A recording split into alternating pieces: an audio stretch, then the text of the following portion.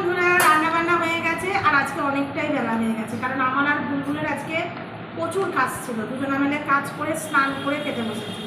আর এই যে খাবারগুলো এরকম দেখাচ্ছে, কারণ আমার বরের আর আমার ছেলের খাওয়া হয়ে গেছে। ওদেরকে আগে স্নান করে উঠেই খেতে দিয়ে দিলাম, তারপরে আমি আর বুলবুল বসেছি।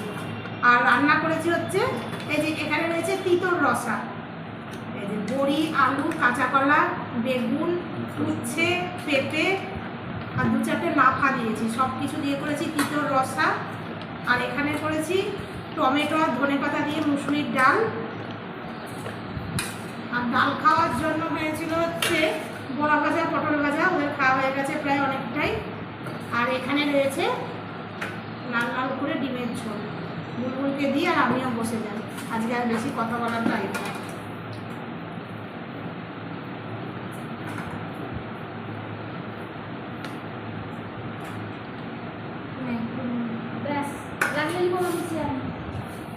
লজ্জা করে হবে। কতটা ভাত দিলাম? হ্যাঁ আমাকে ঠিক আছে, ঠিকই দিয়েছি।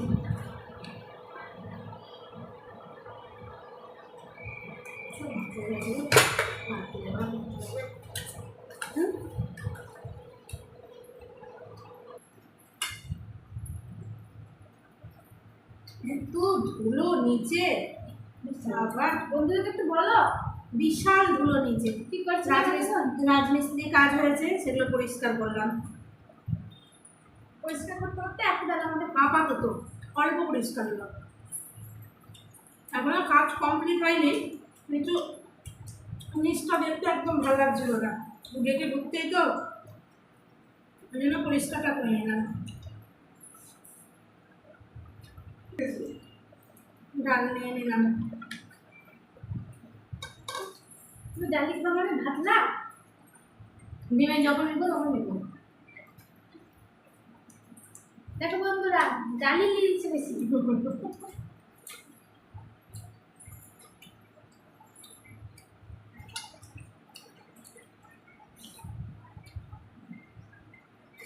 যা গরম পড়েছে দেখবি কিচ্ছু খেতে ভালো লাগবে না, শুধু মনে হচ্ছে জল খাই।